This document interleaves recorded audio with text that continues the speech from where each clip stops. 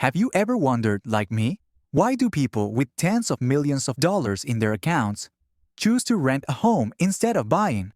Why do people who could buy an entire neighborhood choose to live in a rented apartment? And the most shocking thing, Elon Musk, the richest person in the world, also publicly chooses to rent.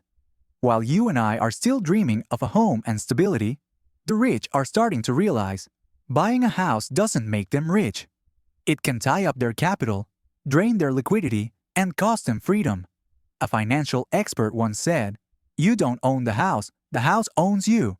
In this video, you'll discover why the rich choose to rent for flexibility instead of owning for stability, the hidden financial assassins that can drain your money after age 45, and why renting might be the best strategic choice you've never thought of.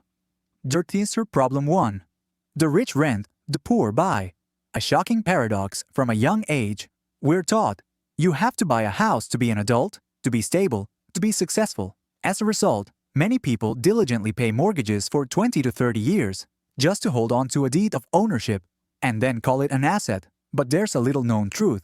According to Forbes, 67% of people with over $10 million in assets in the US choose to rent after age 50, not because they lack money, but because they see what the poor don't.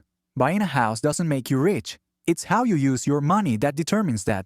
Owning a house doesn't mean owning freedom. On the contrary, it can quietly freeze cash flow, causing financial stress. Meanwhile, the rich rent homes in the best, most convenient locations and use the remaining capital to invest, generate income, and grow their assets. The homeowner might be struggling with mortgage payments, while the renter is growing their wealth from the very rent the other person has to pay. This isn't recklessness. This is a financial strategy, carefully calculated. Problem 2. The rich don't need ownership to control. Deliberation. While many still see home ownership as a symbol of success, the rich are quietly doing the opposite. They don't chase ownership. They choose control without strings attached.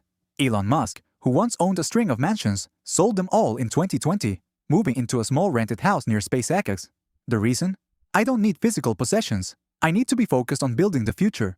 Barbara Corcoran, the shark from America's Shark Tank, also chooses to rent a high-end apartment. She shared, "Renting frees my mind. I focus on making money, not spending it." More and more rich people in the US are choosing to rent to free up their minds, time, and capital, instead of locking themselves into expensive and cumbersome homes.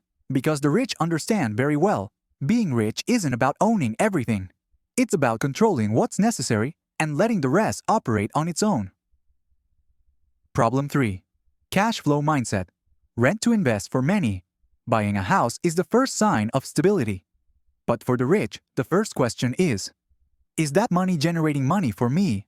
Or is it sitting dead? A $1 million house, if lived in, won't generate cash flow.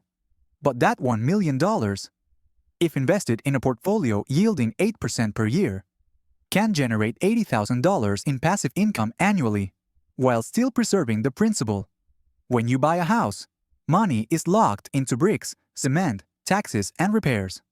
Mortgage interest, insurance, maintenance fees erode cash flow every month without generating profit. The rich don't put money where cash flow is blocked.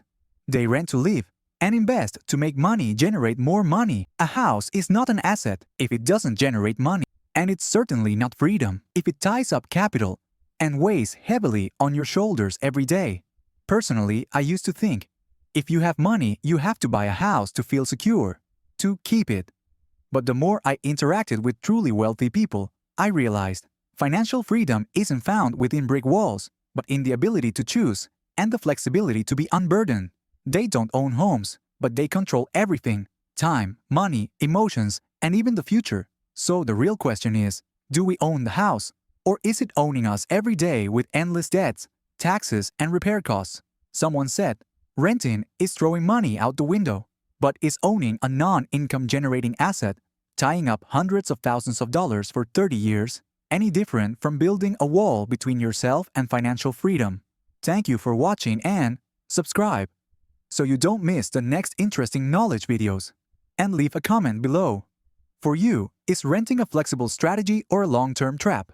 What mindset is helping you move towards freedom?